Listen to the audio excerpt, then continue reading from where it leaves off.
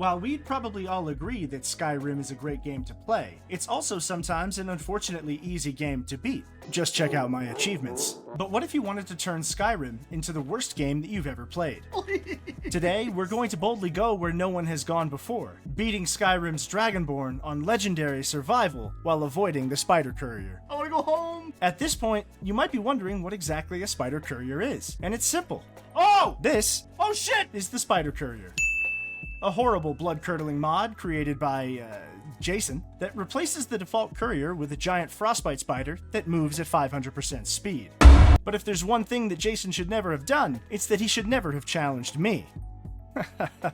We'll see about that one, Jason. Now, if you're new around here, the rules are pretty simple. If the courier manages to get his letters to me, I lose, and I can't fend him off in any way. That means no shouting at him, no fear spells, no stabbing him in any one of his 8 stupid eyeballs, no nothing. Making for quite possibly one of the worst Skyrim playthroughs of all time. And that's right, on Legendary. Now, I've already beaten the courier at his game before, but this time things are a little different. This time, we're going to ignore as much of vanilla Skyrim as we possibly can, and head straight into the Dragonborn DLC. Because, surprise, surprise, I've never actually beaten it. But here you are right now thinking, hey, I don't even know if the courier can spawn in Solstheim. And you'd be right to question it, because he normally doesn't bother. But that's why I'm here, to tell you things that you wish you never knew about Skyrim in the first place. As before, the courier will only spawn once you trigger certain conditions in-game. Shouting for the first time, reaching a certain high level, or doing favors for the fathers of unholy demon children that laugh in the face of bolts of lightning. But how do we get him to spawn in Solstheim? Turns out, there's a single quest that you can start in the DLC that will force the courier to spawn on the island. So, we'll need 1,250 gold to travel to Solstheim, and to trigger the Unearthed quest for the courier to spawn in Morrowind. Once we've let Spider Freak out of his cage, we'll need to slay Mirak to finish the challenge, all while avoiding the 500% speed Spider Courier.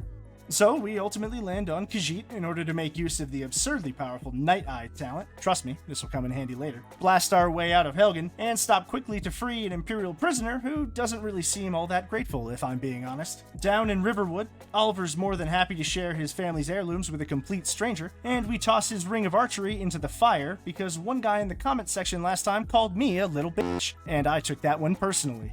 Up to Farengar, who signs us up for our first suicide mission. And we're speedrunning it now, dashing quickly out of Whiterun and up to Bleak Falls Barrow, where we decide to rob the locals of their fur armor. Staying warm is always key in survival mode, because whenever you're cold, you move slowly. Torches and armor can help, but mostly are about as useful as a wet blanket. Deep in the caves, we encounter the first taste of what this challenge will entail, as we're ambushed by our first sight of a giant frostbite spider.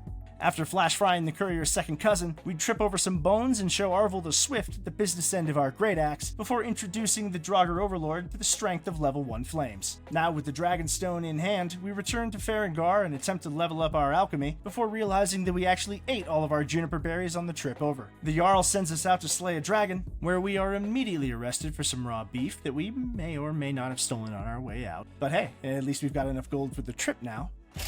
After making the trip once more, we join up with the Jarl's men and enter the real legendary Skyrim experience, dying on repeat every 5 seconds. You dumb, stupid animal. You see, Bethesda decided to make enemies in legendary difficulty the ultimate representation of a sentient sponge. On this brilliant difficulty, you'll do 25% damage while your enemies get a nice and chunky 300% improvement. This means you either hide behind a bush for every single encounter while the NPCs duke it out, or you die. Put simply, I hate legendary, and I also hate whoever suggested this difficulty to me. So, after about 30 minutes of save scumming and crippling anxiety, we remember that we actually have Night Eye and use it to bring down the dragon in one shot. Now back to the Jarl, we decide to face our stalker head on this time, and shoot our shout boldly into the wind, and the Courier challenge is finally live. Now, anyone who's familiar with survival mode can tell you just about how fun it is to run all the way up High Hrothgar to meet the Greybeards, and after flexing on Arnold at the summit a little bit, he decides we're worthy enough to learn the way of the voice. But we're not here just to spit game on old men, we're here to get the most powerful shout for this challenge, Whirlwind Sprint. And after proving just how big our Thume is by literally walking into the gate, we head back down the mountain and make way for Windhelm to get over to Solstheim. Now, there's still no courier in sight yet, so we carefully shout across the ice and pay the captain to take us to Morrowind. And no, you don't need to check, your resolution isn't actually at 144p. That's just how Skyrim shows you how hungry and tired you are. Welcome to survival. Now, our goal for the time being is to trigger the courier on Solstheim, so we rush out of the city and over to Rayless Sidaris, stopping very briefly to ignore this poor man's cries of terror and loot his friend, before dumping the rest of our gold into the quest. Back to Raven Rock, and suddenly it starts to set in just how terrifying this challenge is going to become. So we quickly make our way to the inn, where we're arrested once more after the innkeeper uses his own night eye to see us through the wall. But here's where the challenge starts to get really weird. If you've never played Dragonborn before, least of all on Legendary Survival, do me a favor, don't. That's right, it's impossible. Everything on the island wants to kill or eat you, and you just can't run your way across the island or any of the dungeons without some serious gear and leveling up. And we're level 6 here, okay? So you do the math, Mr. Skyrim. So after rudely being interrupted during some dialogue, bashing my face against the first quest in the Temple of Miraak for 4 hours straight, we decide to head back over to mainland Skyrim, because you actually need a dragon soul to progress any further in Dragonborn, and we're just too weak and fluffy to take on a Morrowind dragon. Now there are a few ways to get swole in Skyrim, and yes, since the Courier is now a gigantic frostbite spider, we're going to take everything that we possibly can get our hands on to bring the hurt to Miraak and end the Courier's reign of terror. Holy shit. Now we head over to Stone Hills, in the resting place of the Lordstone, to try to snag a 50 armor bonus and a 25% magic resist, only to get waylaid by the Courier once again and forced into the frozen mountains. Just, why are you crouching? Don't do it! Holy Jesus! And take the carriage to Winterhold. You know it, you love it, it's time for the college. And after resting up and dodging out of the way of the hairy freak outside the inn, we take the rooftops to throw him off our scent. The horrifying size of the Spider Courier is both a blessing and a curse here in Winterhold, as we figure out pretty quickly that some places the regular Courier can fit, the Spider version actually can't.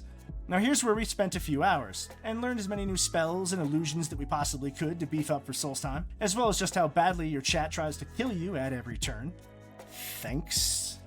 Once we're suitably trained up, we need to get out of the city and off to find a new weapon. But remember, this is survival, and there's actually no carriage here in Winterhold. Without a carriage, you're very likely to freeze up and die, or worse, get caught by the Courier, as soon as you try to leave. Now we had another problem to deal with, and that's Durak from Dawnguard trying to tell us about his own DLC. And he catches you the moment that you try to leave the inn, effectively holding you down while the Spider Courier creeps up behind you at Mach 10. So we brush him off and whirlwind sprint out of town, finally escaping Winterhold and heading to Windhelm to grab the carriage, narrowly avoiding the spider again at the docks, before finally making it back to Whiterun. Another harrowing chase through the city brings us to our final task, retrieving the Ebony Blade. Or so we thought. Our level is too low, our skills are non-existent. But by utilizing the lost technology of the wooden dinner plate, we break our way into the Jarl's storeroom and retrieve the sword, bypassing the level 20 requirement and stealing our way back out of Whiterun. It's not long before we stumble upon a dragon in the wilds out in the Reach, and with our newfound magical prowess and an uncanny knack for hiding inside buildings, finally bring him down. But here, ladies and gentlemen, is where we came upon the worst mistake of the run. You see, I was pretty sure that Miraak was going to have some crazy magical damage in his final fight, so we decided to make an attempt for the Spellbreaker shield in order to absorb some of the incoming damage. But what I didn't anticipate was how difficult the Dwemer Ruin would be in order to obtain it. To say nothing of the final boss, who, by the way, is 100% immune to magical damage. Yes, that's right, our main source of damage so far. So after stealing enough gold from Markarth for a carriage ride and escaping via perfectly deployed Khajiit trash parachute, yes, it's a real thing, try it out, we make our way to Bethardams and immediately die from their disgusting vomit projectile attack. Over and over and over and over. Now we're stuck, having speedrun through the entire dungeon by whirlwind sprint, completely blind and uselessly stumbling until we finally got to Ortender at the end, only to realize we couldn't possibly kill him without some serious glitching. Since he's immune to magic, we would have to face him in melee, but since he kills you in one hit with poison, it's actually impossible. We tried to use an infinite mana glitch to maintain the ward spell, which sort of worked, until he staggered us out of it and killed us anyway. Without a companion to tank it, who had mysteriously disappeared into the wilderness, we now had to find a way to escape without the quest completed. But since we were completely out of both stamina and magicka, yeah, you can imagine how fun that was.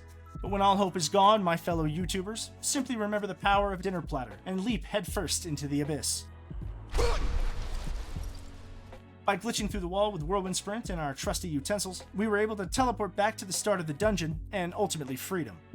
Back to Karthwasten, avoid the Spider Courier once more by rooftop, realize there's no bed in this town, steal all their food and valuables, and off into the woods to find a bedroll. With our eyes no longer bleeding, we take the main road to Dragonbridge to look for a carriage, only to have to jump for our lives into the river below when we're ambushed by this 8-legged pervert. Holy shit! Oh. Finally, we make it far enough away to take a carriage to Whiterun, where we've decided to pursue the Daedric artifact Sanguine Rose. This is a pretty fun quest, all things considered, but made considerably harder when you consider you're being hunted across Skyrim by an 8-legged mailman. So after beating this lightweight at his own drinking game, we wake up in the Temple of Dibella in Markarth and begin the quest, picking up trash in the temple, followed by another expert first try escape off the rooftops, and now to Rorikstead to retrieve a goat for Anus. Getting the goat was no problem, but getting the goat back to Anus was. The Spider Courier is fully live in Rorikstead, but we can take this creep at his own game now. Stop!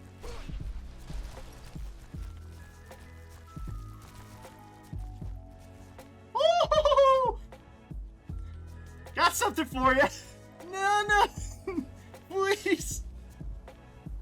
Dodging and weaving between the fences until we finally managed to slip by him.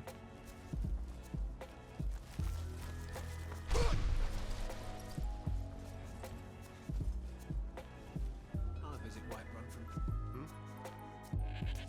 Collider, I've not a scratch on her. Another exciting trip down to Whiterun for Ysolda's portion of the quest, dodging the courier in the city, and out to retrieve a wedding ring for our newlywed bride Moira, Or Sovngarde! before we make it into the last dungeon to retrieve the staff from the Daedric Lord.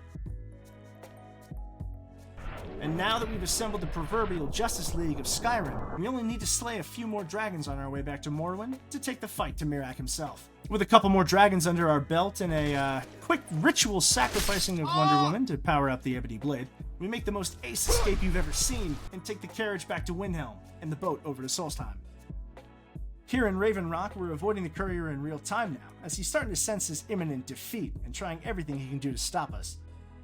We can't make it out of the city to continue the quest until we avoid him, and we make the fatal mistake of trying to lose him in the water. Turns out, No way, he's gonna swim, he's gonna swim, he's gonna swim, he's gonna swim. He can swim. How deep can he go?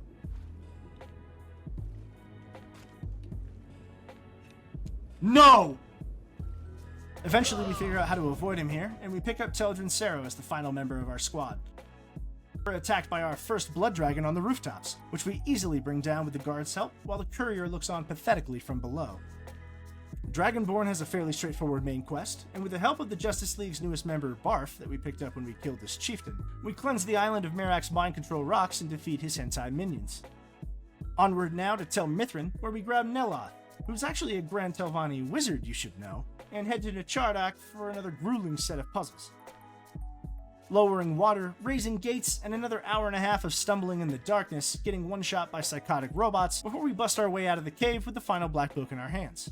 Teldrin auditions for the casting couch with this Roman gang of werebears, and we deal with the final Waterstone fight and a dragon before finally making our way into Apocrypha to face Miraak.